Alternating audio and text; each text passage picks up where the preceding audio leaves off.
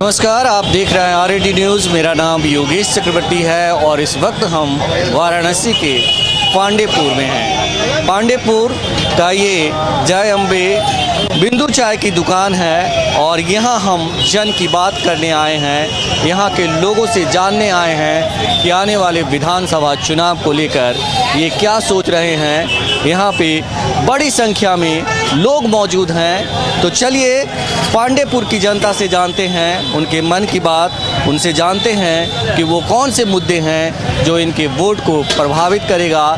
CM योगी ने पिछले 5 सालों में किस तरह का काम किया है और ये अगला मुख्यमंत्री के तौर पर किसे देखना चाहते हैं। आप यंग हैं, यंग आदमी को तो और ज़्यादा बोलना चाहिए। क्या सोच रहा है, कैसे काम किया योगी जी ने 5 साल? बताइए, इन लोग का जान लिया जा रहा है, सिरिंज से खून निकाला जा रहा है, इनके व्यापार पे पेट पे लात मारा जा रहा है। बताइए क्या करें, क्या बात करें, क्या डिबेट दें मीडिया में, आप ही बताइए। ये सब इतनी दूर से आ रहे हैं और शहर से जितनी गौपालकों को मारा जा रहा है। ये बताइए कि योगी जी तो के नाम पे सरकार में बने हैं, कहते हैं गाय के नाम पे सरकार में बने हैं, और शहर से जितनी गाय हैं उनको निकाला जा रहा है। इसका भी कोई समाधान होना चाहिए। उनके तो पेट पे लात मारा जा रहा है, उनका कोई रोजगार नहीं है।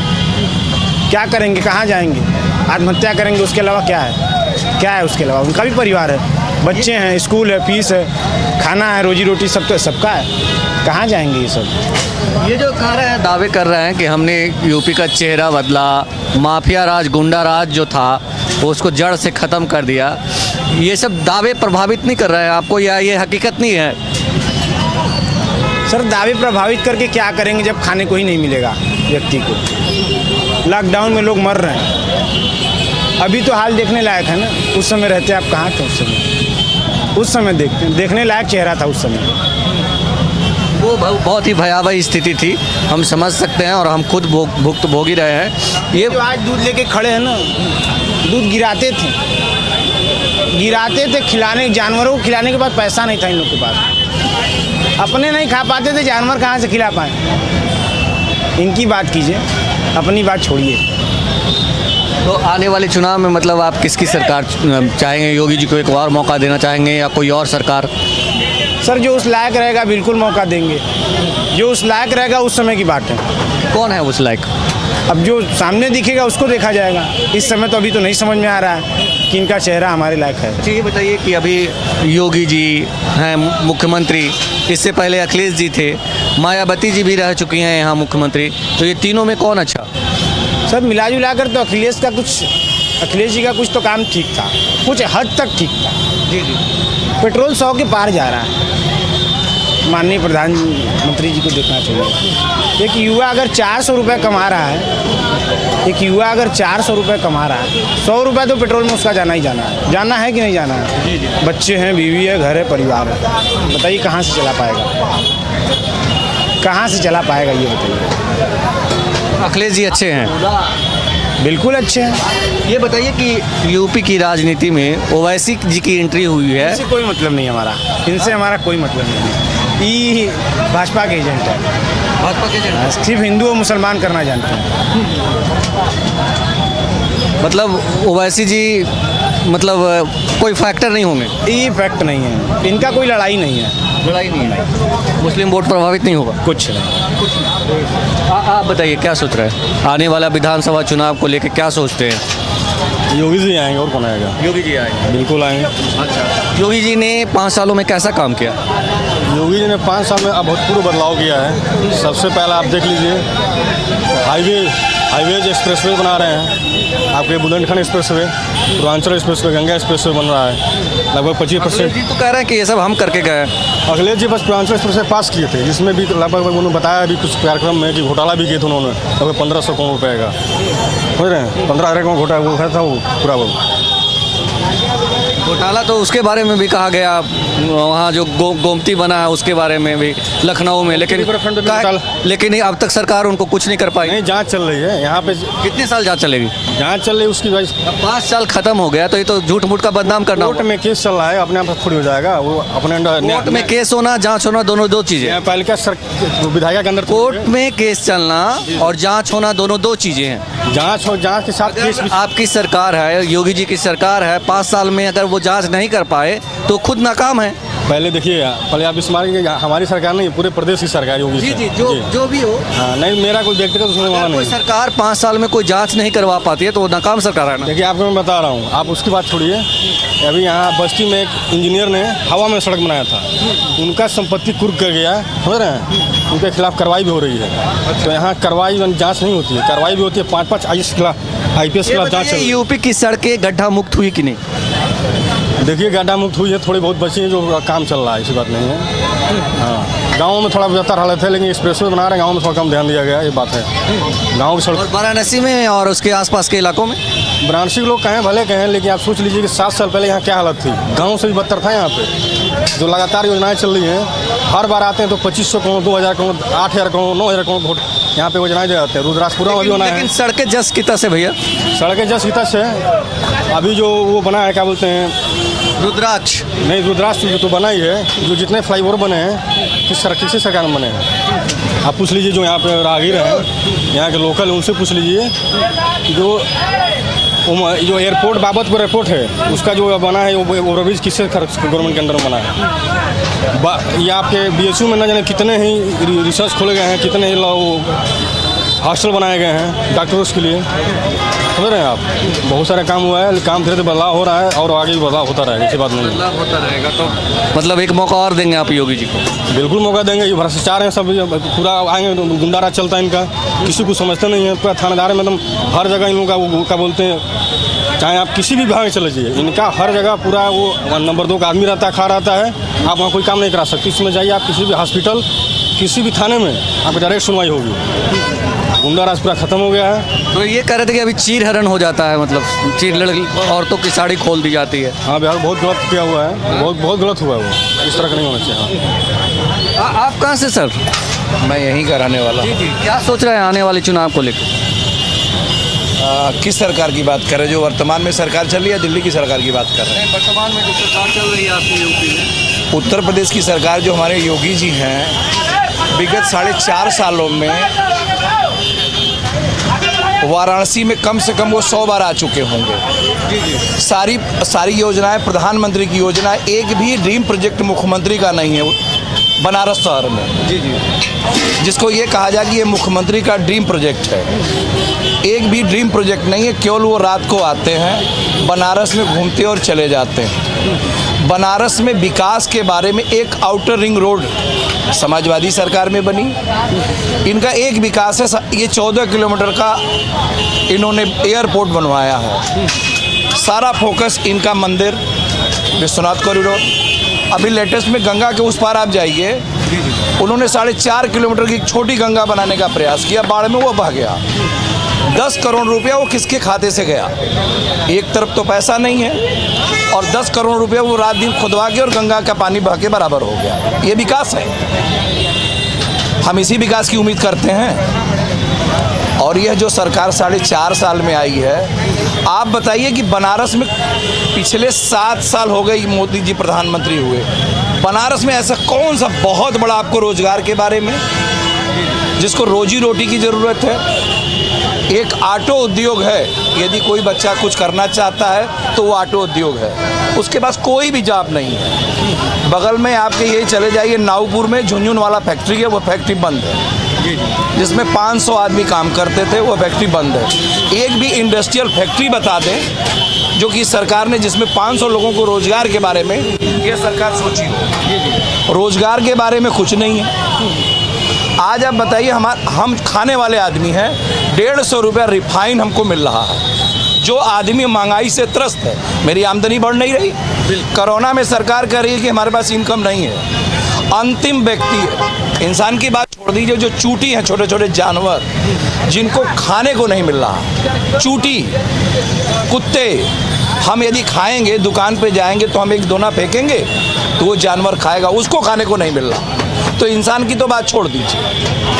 और प्रधानमंत्री के संसदीय क्षेत्र में हम लोग हैं, हम लोगों ने बहुत उम्मीद लगाई थी कि प्रधानमंत्री जी इसका विकास करेंगे। क्या विकास करेंगे? विश्वनाथ मंदिर को आपने कुछ एरिया में तोड़ दिया, वो विकास है?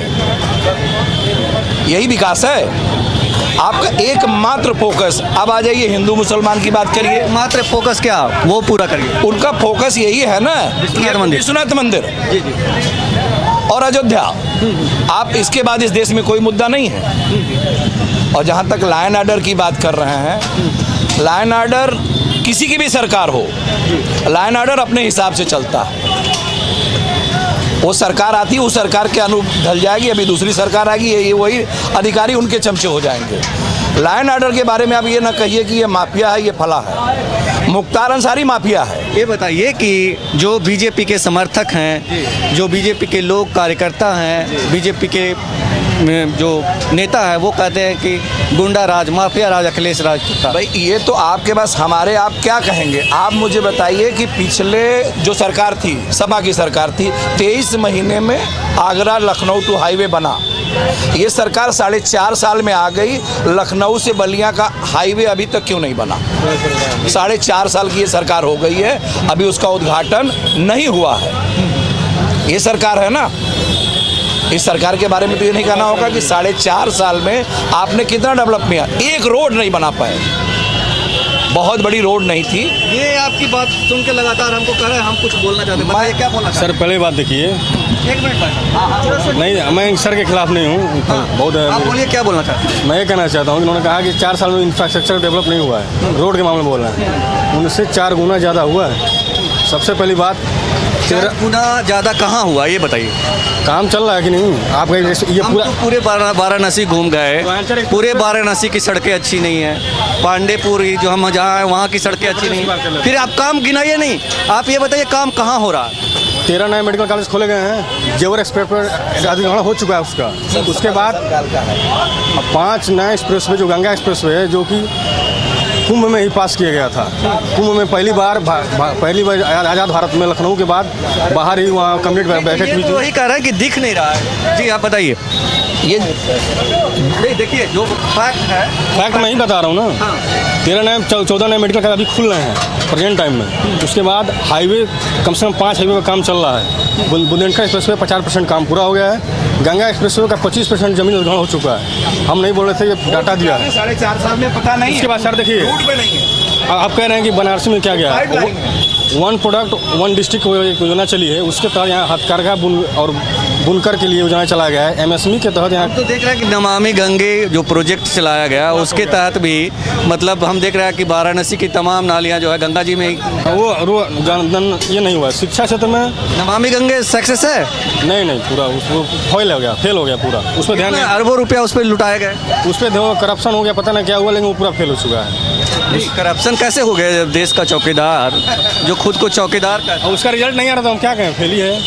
बस ये है कि आप कहें जॉब के मामले। आप बताइए। आज हमारे पास एक एजेंडा आता है, हिंदू और मुसलमान। 200 साल अंग्रेज शासन किए, हिंदू कभी खतरे में नहीं था। आज 100 करोड़ हिंदू है, अब 25 करोड़ मुसलमान है। कहाँ से हिंदू खतरे में आ गया? हम खतरे में कहाँ से हैं? हमारा अपना देश, हमारा भाईचारा का देश, जहाँ ये गंगा जमुनी की तहजीब है। हम एक तरफ मस्जिद में नमाज पढ़ने के जाते हैं, हम और विश्वनाथ मंदिर में दर्शन करने जाते हैं। इससे बढ़िया ज्वलंत उदाहरण कहाँ मिलेगा? और आप वहाँ ये कहते हैं कि हम गुलामी में जा रहे हैं। कौन सी गुलामी है? डर दिखा के? डर से काम नहीं चलेगा। यदि हम एक साथ हिंदू और मुसलमान गए, हम वो विश्वनाथ मंदिर में चला गया और ज्ञानवापी मस्जिद में चला गया, तो आप बताइए पिछले कई सौ सालों की वो परंपरा थी, हमने तो बनाया नहीं। हम तो शासक थे नहीं, आप ही शासक थे। तो आपने कौन सी व्यवस्था बनाई कि वहाँ मस्जिद भी बनी और मंदिर भी बना? ये कह रहे हैं कि 70 साल में जो नहीं हुआ देश में, पिछले 7 साल में हुआ, और देश जो है विश्व गुरु बनने की ओर अग्रसर है। सारा ठीक रहा, इन लोगों को कांग्रेस को दिखाई देता है कि ये सारा खेल कांग्रेस का। आप बेच किसको रहे हो? भारत पेट्रोलियम आपने बेच दिया, एयर इंडिया आपने बेच दिया, जिसको मन में आए बेच रहे हो। पैसा कहाँ से आएगा? ऐसे आएगा? अभी सरकार 3 से 4 दिन पहले फैसला की है कि 6 लाख करोड़ रुपया वो जुटाएगी सड़क और दूसरे सरकारी जमीन को गिरवी रख करके। कई हजार करोड़ रुपए का आप विस्टा हाउस बना रहे हैं, संसद भवन बनाने जा रहे हैं 10,000 करोड़ रुपए का, 20,000 करोड़ 20,000 करोड़ का। वह जरूरत है हमारे लिए? नहीं। हमारे पास मेडिकल नहीं है। अभी ये महोदय बोले हैं कोरोना काल में बनारस में इंफ्रास्ट्रक्चर के नाम पे हमारे पास 2 सरकारी हॉस्पिटल, एक दीनदयाल हॉस्पिटल और एक कपिल चौरा। दूसरे आदमी, बनारस की आबादी 25 लाख, यहाँ 25 लाख लोग रहते हैं, 25 से 30 लाख लोग, 25 से 30 लाख लोग, और ये दोनों हॉस्पिटलों में फुल कर दिया था तो 500 आदमी के बाद ग्राम आदमी नहीं आ सकता है। बच्चा BHU का स्ट्रेंथ कितना है? 500। यदि टोटल आबादी उसके अंदर जा तो आदमी मरेगा। भाग्य भरोसे, अपने अपने भरोसे से, जो बच गया वो भगवान भरोसे, जो मर गया वो भी भगवान भरोसे। ये बताइए कि आप क्या चाहते हैं? अगली सरकार कैसी चाहते हैं और किसकी चाहते हैं? सरकार किसी की भी हो, मैं यदि ये बोल दूं कि भाई ये भारतीय जनता पार्टी की सरकार खराब है या अच्छी है, ये मेरा मत नहीं है। जनता इनका इंतजार कर रही है कि 2022 में सबका विकास, सबका साथ, नारी सम्मान। आपने वो चीर हरण पे बात की थी, वह औरत जा रही थी BDC में, लोकतांत्रिक व्यवस्था में सबको वोट चुनाव लड़ने का अधिकार है। वो औरत जा रही थी, उसका पर्चा छीना गया, उसका पल्लू छीना गया। क्यों? आप तो सन्यासी हो ना, आपने तो अपने को गृहस्थ आश्रम से छोड़ के सन्यास आश्रम में चले गए और आप फिर वहीं आ गए। तो आपने ऐसा कौन सा परंपरा अपनाया? आपके BDC नहीं थे, आपके जिला पंचायत मेंबर नहीं थे, अब फिर भी आपने जबरदस्ती सिस्टम को बनाया, और बनाने के बाद प्रधानमंत्री जी ने कहा कि योगी जी ने बहुत अच्छा काम किया। आप उसको सही कह रहे हैं। ये देश बहुत बड़ा है, बहुत बड़ा है।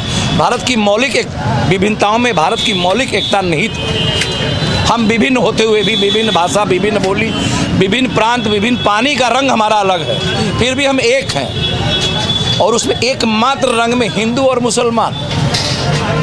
आज किसान बैठे हैं, 9 महीने से किसान दिल्ली के बॉर्डर पे बैठे हैं। ये खालिस्तानी है, ये अफगानिस्तानी है। राज्यसभा की मेंबरा बोलती हैं कि ये सब मवाली हैं। किसान तो किसान है, किसी जात का नहीं है। आज हम जो खाते हैं उसी किसान का खाते हैं, हम उसके बदले में 1 रुपया देते हैं, वो अलग बात है, पर मेहनत तो किसान करता है। जी वो ठीक है। ये बताइए, आपने बात की कि सरकार कोई आए जाए, ये बताइए कि योगी जी पिछले तकरीबन 5 साल हो जाएगा कुछ महीने के बाद, इससे पहले अखिलेश जी थे, मायावती जी भी यहाँ पे शासन कर चुकी हैं, तीनों में कौन अच्छे? विकास के मामले में यदि बात करेंगे, पिछले 20 सालों के विकास में जितना अखिलेश सरकार ने विकास किया इंफ्रास्ट्रक्चर के मामले में, जो अखिलेश की सरकार थी वह इंफ्रास्ट्रक्चर के मामले में बहुत गुड गवर्नर थी, सरकार है। आप रही बात क्राइम और करप्शन की बात करते हैं, इन्होंने अभी कहा कि क्राइम और करप्शन नीचे से आता है, क्राइम ऊपर से आता है। हमारे ब्लड के अंदर जब हमारा करप्शन घुसा हुआ है तो मैं उसको कैसे ख़त्म कर सकता हूँ? और क्राइम की जड़ें ऊपर से हैं। 4 लोगों का आप इनकाउंटर कर देंगे, क्राइम शांत हो जाएगा। जैसे पत्ती छाड़ देते हैं तो कितना बढ़िया पौधा लगता है, फिर वो धीरे धीरे अपने यहाँ आ जाता है। दोहरा मापदंड नहीं होना चाहिए। मुख्तार जब आ रहे थे युवा कि अब मुख्तार की गाड़ी पलटी जाएगी, आप मुख्तार को मार नहीं पाएंगे, क्योंकि हिंदू और मुसलमान का जो वोट है आप कैसे उसको आप खड़ा करोगे? वो हिंदू मुसलमान का जो आपका चक्कर है उसको कैसे ख़त्म करोगे? क्योंकि आपकी नींव वही है। आपकी नींव हिंदू और मुसलमान है, इसके सिवा आपके पास कोई नहीं है। और रही मैंने आपसे फिर कहा है कि पिछले 4.5 सालों में मुझे कोई भी ऐसा प्रोजेक्ट बताइए जो मुख्यमंत्री का ड्रीम प्रोजेक्ट हो। जी जी, ये बताइए कि यूपी की राजनीति में जो है ओवैसी जी की एंट्री हुई है, वो कुछ फैक्टर रखते हैं, कोई प्रभावित करेंगे यूपी के चुनाव को? अब हमको ये बताइए, ओवैसी जी बिहार गए, उन्होंने 5 सीटों को डिस्टर्ब कर दिया। ओवैसी जी बंगाल गए, थोड़ा वहाँ डिस्टर्ब कर लिया। तो राजनीति में ये होता है कि मैं यदि चुनाव लड़ना चाहता हूँ तो मेरे पीछे से एक आदमी आवे, इसको डिस्टर्ब कर दे, उसको कमज़ोर कर दे।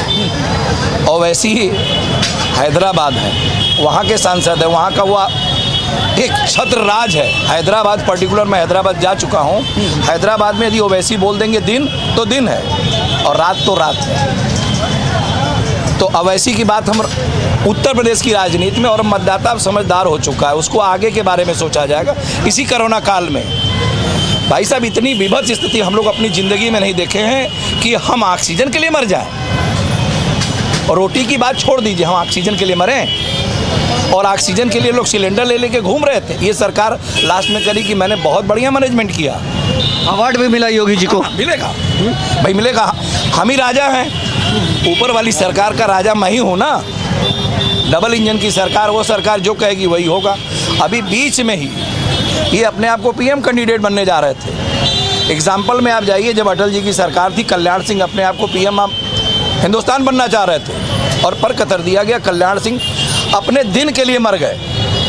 इतनी बुरी स्थिति हुई कि कल्याण सिंह लास्ट में समाजवादी पार्टी और सपा से गठबंधन करके चुनाव लड़े एटा से।